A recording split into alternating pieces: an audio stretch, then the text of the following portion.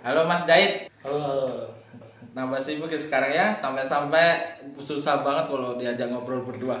Ya lumayan lah. Sibuk kuliah juga sih sebenarnya. Mas Jahit sekarang kayaknya sibuk apa aja sih sebenarnya? Selain kuliah sih ada freelance juga, terus ya ada usaha-usaha juga sama kerjaan juga. Untuk freelance tuh bisa disebutin apa aja freelance? Freelance-nya tuh sebenarnya tuh yang desain sama front end mobile gitu kan. Sebenarnya tuh ada lagi yang di Brandly itu. Sebenarnya Brandly itu kontraknya tuh sistemnya tuh private gitu. Sebenarnya tuh nggak boleh di share gitu. Cuman ya termasuknya freelance juga gitu. Kalau di brand itu kira-kira tuh udah berapa lama? Udah hampir setahun kayaknya, dari Juni tahun lalu. Kayak sebelum itu udah mulai ngisi-ngisi di Brandly gitu.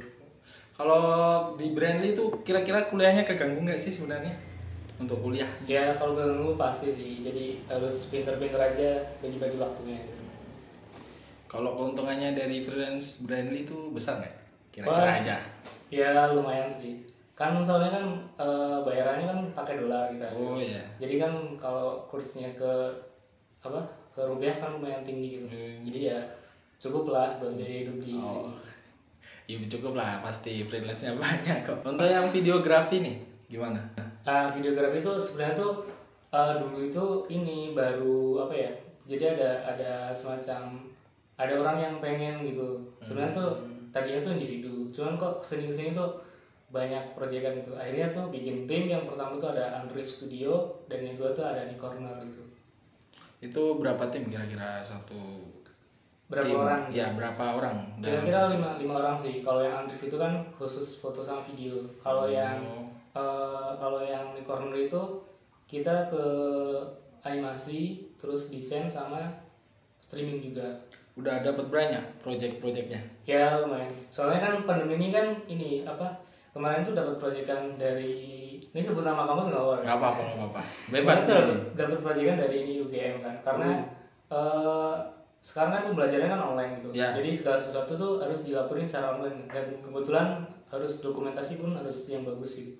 Jadi dapat ya repeat order dari itulah banyak gitu. Berarti udah lumayan besar ya, sampai UGM undang gitu. Iya, sampai UGM. Terus dari terakhir tuh kemarin dari Dinas Kebudayaan DIY, dari pemerintah langsung. Sampai dari pemerintah langsung ya. Nah, itu. Kalau itu kan kayaknya 2 perusahaan ya, kayak 2 tim gitu nggak sih? Ya itu sebenarnya 2 tim sih, cuman lebih khusus aja gitu. Khusus aja, tapi nggak keganggu. Misalnya tiba-tiba ada panggilan dari tim satunya itu. Nah itu sebenarnya tuh karena kemarin banyak project, jadi dicoba bikin 2 tim biar kalau yang ini udah penuh, jadi yang satu bisa. Oh berarti kayak backup gitu. Oh iya. Kalau organisasi kampus ikut nggak kira-kira? Ikut komunitas multimedia. Itu apa? Kayak gimana? Maksudnya penjelasannya seperti apa? Bagaimana? Jadi itu komunitas yang sebenarnya kita base-nya itu kayak ngajarin ke anggota-anggota buat tentang multimedia aja sih. Jadi itu cuma sekitar kampus aja gitu. Jadi anggotanya sekitar kampus ya. Tapi bebas untuk semester berapa aja tuh boleh masuk? Boleh, tapi umumnya tuh semester 5 maksimal sih. Jadi cuma kalau di pengurusan tuh cuma 2 periode, habis itu udah. Ikut organisasi tuh udah berapa lama? Ini dari sejak dulu atau? Oh, maksudnya dari kampus, maksudnya yang tadi organisasi videografi tadi? Yang komunitas multimedia itu dari awal masuk sih. Dulu juga ikut UKI Justice, tapi cuma 1 periode aja. Dengar-dengar nih, Gizipedia itu timnya Mas Jahit ya? Iya, itu startup juga yang lagi dikembangin juga. Udah berapa lama? Kalau berapa lama itu sebenarnya udah lama, dari 2019. Cuman kemarin tuh baru legalnya tuh kemarin 6 bulan terakhir kemarin tuh kita alhamdulillah udah jadi PT gitu. Jadi udah legal secara hukum juga itu. Mantap berarti. Di Gizipedia itu Mas Jahit itu sebagai apa? Maksudnya? Kalau di Gizipedia maksudnya core team sih. Jadi kebetulan di sana jadi diberi Mas sebagai CTO-nya. Jadi pegang bagian sistemnya, teknologinya, dan pengembangannya gitu. Berarti ya lumayan udah lama ya, maksudnya Gizipedia itu udah besar ya sampai udah dilegalkan gitu. Ya lumayan gitu. Berapa tim dalam itu? Kalau core teamnya itu cuma 6, tapi kemarin kita baru buka magang itu ada 400-an lebih yang daftar. 400. Tapi yang kita ambil cuma 4 atau 5 orang gitu. Berarti peminatnya banyak ya? Iya, soalnya udah seluruh Indonesia juga. Itu untuk ngambil kayak kriterianya itu harus di bidang kesehatan, gizi atau bebas untuk magang di situ? Oh enggak, kemarin kita buka tentang konten kreator, terus ada animator juga, terus ada developer juga.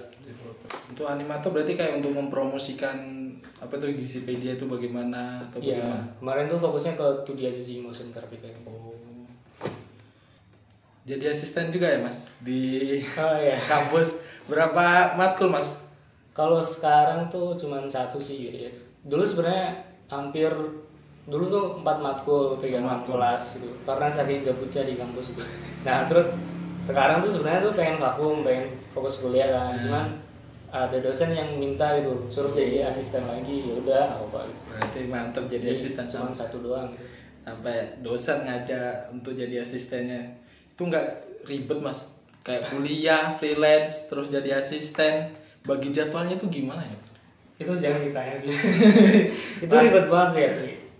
Jadi semuanya itu harus sesuai dengan template gitu. Kalau satu aja nggak ini pasti ya kita harus ganti di waktu yang lain itu. Sampai weekend pun nggak bisa pakai liburan gitu. Sempat keganggu nggak kuliahnya kira-kira? Wah itu sempat pasti. Berarti sempat ganggu, berarti banyak banget gara-gara kegiatannya Mas Jahit nih. Untuk Mas Jahit nih, kira-kira plan kedepannya gimana? Kan kalau yang organisasi itu kan insya Allah tahun ini selesai yang kampus itu. Habis itu mau ngembangin yang startup itu. Karena kebetulan kemarin baru jadi legal jadi PT. Habis itu mau di bootstrap lagi. Jadi karena kan kalau startup lain tuh nerima investor gitu ya. Kalau startup yang saya itu kita sistemnya bootstrap. Jadi kita nggak nerima investor dari manapun. Jadi semua pakai modal kita sendiri. Jadi emang harus benar-benar harus benar-benar solid timnya gitu. Kalau nggak pasti bakal pecah gitu. Berarti benar-benar dari nol ya ini semuanya.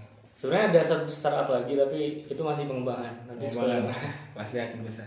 Jadi Mas Jahit ini jadi kayak masih muda, organisasi ikut, asisten ikut, terus freelance juga banyak sekarang ngembangin startup. Ada pesan nggak Mas untuk pemuda-pemuda sekarang yang masih malas-malas kayak nganggap dirinya itu nggak bisa ngelakuin apa yang seperti Mas Jahit buat? Pesannya apa ya? Ya mungkin setiap orang tuh punya kelebihan sama kekurangan masing-masing gitu. Pasti setiap orang tuh ada yang ngerasa minder lihat orang lain juga gitu. Tapi pesannya tuh orang yang berhasil itu orang bodoh, bukan orang bodoh sih, maksudnya orang yang berusaha untuk selalu mencapainya gitu. Walaupun progresnya tuh paling 1% atau 2% per harinya gitu. Dibandingkan orang yang berekspektasi tinggi tapi cuman berhayal-hayal gitu. Jadi dia nggak pernah action gitu. Jadi mulai aja dari sekarang. Mulai dari sekarang. Jadi nggak harus takut gagal ya untuk semua itu. Mulai aja dulu gitu. Jadi gagal tuh dibelakangin, terus usaha itu dikedepanin, kayak harus positive thinking lah untuk semua itu. Betul banget. Oke, podcastnya sampai sini saja. Pokoknya makasih loh Mas Jahit udah nyempetin waktu untuk datang ke podcast ini. Oke, saya tutup.